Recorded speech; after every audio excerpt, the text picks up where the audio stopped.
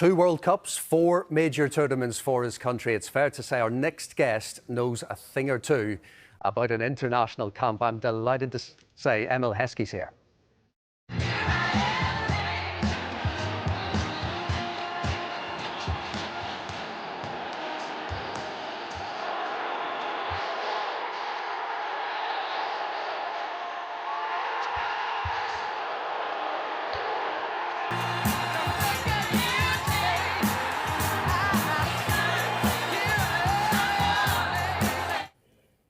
How does it feel watching all of that back? Good, good. YouTube's shown me a few, so I've seen a few of them. My kids tend to watch them as well. Emil, great to see you. The football finally kicked off last night. Is World Cup fever finally here? Once that first game's out of the way. I think it's relief, isn't it? Now we've got the games there, we can go and watch some football again. There's a lot of football being played, more teams now, but it's really nice to get that kicked off so we can enjoy some football again. Who's your tip for the tournament? I'll probably say France. I want England to do really well. I want them to go as far as possible. I had them looking at going to the semi-finals, but for me, France look a very, very strong. Them and Spain look a very, very strong prospect. And I guess the obvious thing to say, simply because of Mbappe, Dembele, Olise's in some form. They've just got so many players, haven't they? Even when you take Mbappe out, Yeah.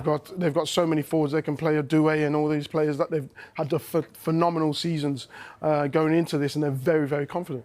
Obviously, a striker. Will it come down to the team with the most lethal strike force, or what type of styling? Well, the tournament has shown that it hasn't. It hasn't come down to someone who actually scores the most goals in that forward position. It's actually the team that gets more players to chip in. So that's where you look at Spain as well. But then they've got a forward who's on fire as well. As for England, you know what it's like. 2 World Cups, obviously 2002 and 2010. How special is it? Can you just sum up that feeling of representing England at a World Cup? I think just representing England in itself is special. I was lucky enough to do it at under 16s, and if I didn't play again, that would have been a special moment for me. But I managed to get to the men's team and then see my family there singing the national anthem, see my family going to tournaments was just unreal. You dream of moments like this, going to World Cups. I was watching one of my favourite players, John Barnes, crossing the ball for Gary Lineker. I went to the same school as Gary Lineker, so wanting to emulate them and then finally getting there is just an amazing feeling. What influence did that have in terms of going to the same school as Gary Lineker have on your desire to be a striker, to score goals? To be fair, I just wanted to play football. Wherever I played, I was happy. But obviously then getting into the Leicester ranks and playing up front was wonderful, and then just progressing in there. But yeah, everyone knows who Gary Lineker is in Leicester, so he was the idol that everyone looked up to. Now, you mentioned special to play for England at any stage. Did it feel different around the World Cup? Did you notice that as a player? It will always feel different because of the pressure that comes with it, and just to the occasion. It's a mega occasion, isn't it? Going to Korea and Japan, going and playing out there in the World Cup, having my family flying over, etc. It's just huge.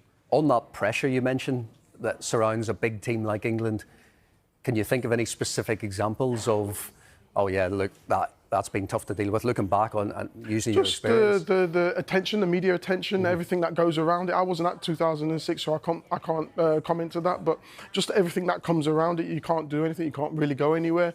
We had Sven for 2002, I think that we dealt it probably the best in that sense, where we actually did everything together. We were very together in that one.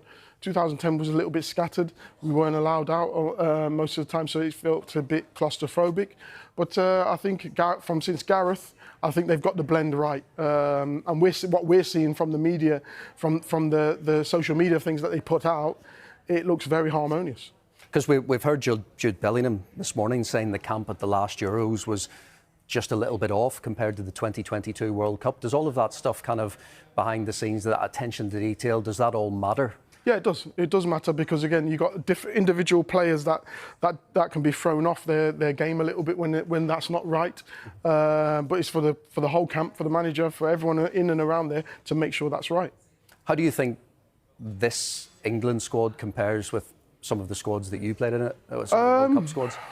Look, I think these are born winners. They've gone internationally. They've played youth internationals and won. won tournaments, so they're winners. They've shown that they can get over the line. I think for the era that I played in, I think defensively we were more solid. But when you're looking at the talent they've got here, they'll rival them, or if not, they'll even match and rival, if not push even further than what we had. Does it feel like this England setup is getting close to lifting that tournament? I think so. When you look at where they've got, and consistently where they've got as well, they've put in the performances, scored the goals, got to the latter stages as we didn't. So you've got to say that they are. What did you think of their performances in the warm-up games? I think you can't take too much into them warm-up games, because obviously players are not playing. Getting used to the weather as well, so you can't really take too much out of that. But they won the game, so. It becomes one of those boring topics around the World Cup, doesn't it? Oh, the weather, and does it have an effect? It affects you really bad. We played in 2002, and it was very, very hot and humid. It's going to be even more hot and humid over there. Obviously, you saw with the England game that it was delayed because of that weather. Yeah. When it rains like that, it's going to be even more humid when it gets going. Would you say that's the single biggest challenge after a long, hard, relentless season for many of the Premier League players? To step it up in the summer? I think so, and the altitude. Yeah. Playing in Mexico at that sort of altitude, if you're not used to it, you make one run. You're so used to being able to make 1, 2, 3, 4 runs at a time. You make one run and you feel like you've made 10. So it's going to be a challenge for them. We've been hearing from Jude Bellingham and Morgan Rogers today, and it's a good debate, isn't it, around that number 10 role for the tournament. Who do you think starts in the first game? I think for me, from the last game, I would say Jude is probably in front. I would have had Morgan in front before, but I think Jude had to show that he was ready, and I think he did show that. And what is it about him and his ability and his performances of late? I think his presence, his confidence, his ability. He's shown that he can play in several different positions, and consistency. So for me, he's took the ball by the horn, and I think he's in pole position at the minute. How many, for this first game, and you think of England's starting 11, how many do you think you can name as, that's certain in that position? Do you think there's any other positions?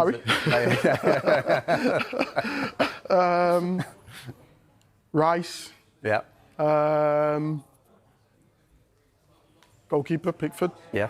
I think you could pick a handful, but the rest, I think they're up for grabs. If you really show that you're ready for this tournament, I think they're up for grabs.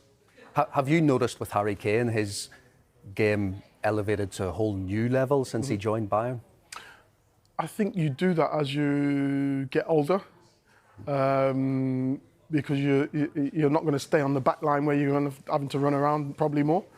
He's now getting into positions where he can dictate a little bit better, and then still get into the box where he can then go and score his goals. But he's a scorer of so many different types of goals. You look at some players and you say, they only score headers, or they only score this. He scores everything. You just give him the ball and he'll go and score you a goal. So yeah, he's had to because of age, and it will always happen. Should he be in the Ballon d'Or mix regardless of what happens at the World Cup, or would that simply just top it up, elevate it? Yeah, I think that'll elevate it. But he should be. 63 goals in how many games, and phenomenal season. What about the left-hand side? Anthony Gordon impressed on Wednesday. Marcus Rashford, maybe some people thought he was going to get the nod. Has Gordon's performance given Tuchel a decision? I think it's given a decision, but I still probably think Marcus is ahead. Yeah. But it's definitely giving you a decision to make, which is great, because as a manager, you don't want to be just saying, he's not done it, so he's got to go. You want really a debate. You want to debate with your staff to say, but look at this, look at that, what he did, and even with the defensive side of it. So, but I think Marcus is just edging that. And for England players, and I guess this ties in a little bit to Kane, and I mean, you've worn the 9 for England. The pressure that comes with wearing that shirt, going back to him, for example. How do you deal with that? How do you prepare and mentally approach a game? I think you've just got to take it, try and block everything out and get in a zone where you're going up against your opponent. You're not going up against anyone else. You're not going up against the media. You're going up against your opponent and trying to focus on that. He's very, very strong mentally. You've seen it before, time and time again. People saying he's not in the game, he's not this, he's not that, but he's still scoring you goals. And that's one of the things that we've got to look at. And in terms of knowing what was going on back home during a tournament? Was that something you paid much attention to? Does it actually encourage and galvanise you as a player, or is it better to try and block as much of that out as possible? Probably be in your own zone. It'd be nice, especially when you're doing well. It's nice to know that everyone's spurring you on, etc. But you've got to be in your own zone to go out there and perform. Ours was obviously more newspapers, but now it's obviously social media in your pocket every minute, so they can't get away from it. So they just got to deal with that. Back to the selection, Bukayo Saka obviously has had his injury concerns this season. Is he quite 100% fit? Do you think there's a decision to be made around him for the tournament, or is he a no-brainer for the right-hand side? I think they'd have seen everything in training what they could have done with him. I think Noni showed that at times he could, you know, he was a bit unlucky with the miss, but he's shown at times that he could light it up as well if needs be. But they'll give him as much time as possible to make sure he's fit, Bukayo, because he's one of our star players. And the overall depth of the squad, do you like the balance there? Because obviously there was a lot of debate when the squad was announced about who missed out, but do you like the balance in the squad? I think we could have had another midfielder. Yeah. I think Wharton would have been a nice one to be in there, especially if, when building up and punching balls into number 10. Again, defensively, I think Harry would have been great, but in both boxes, defending and attacking. But you know, he's chosen. Thomas Tuchel has chosen what he's chosen, and we've just got to back that and accept it and move on, and hopefully it will show that he was right. And in your specialist area, of course, the backups to Kane, Ollie Watkins, Ivan Toney. Do you like those selections? Well, Ollie's come on and scored. Yeah. So he's gone and shown exactly what he's there for. If we look at the goal against Holland, he's come on and done something that probably Harry wouldn't do, which is make them run darts in behind and trouble the defenders going the other way, and he scored from that. So it's different options for different games and giving you different options when the game's looking a little bit off. And then obviously Ivan Toney is someone who can hold the ball up in the similar sort of fashion as Harry Kane. Something that'll bring a smile to your face, of course, Munich, Germany 1, England 5. One person in the England setup at the moment, maybe not so fond memories of that game, Thomas Tuchel, of course.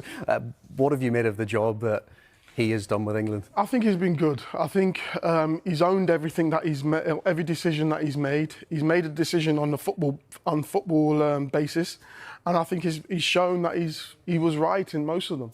Well, nearly every one of them. So I don't think we can have a bad word to say about him right now. The only thing is he's got to go out there and win this World Cup, and that's the toughest part, isn't it? It hasn't been done since '66, so he's got one of the toughest jobs in the world.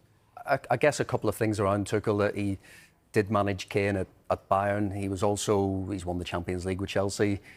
Little things like that, do they go in favour of him and you know what it takes to bring together? Oh yeah, look, I think he's a winner. He's shown that he can win. He's shown that he knows how to get over the line. That's why he was hired for that job. So yeah, it's definitely one of the reasons. I don't know if you've seen that clip. There was that clip of him addressing the players before the tournament in a meeting, and it got a lot of England fans excited, didn't it? Yeah. That kind of guy, his personality, will that rub off on this group of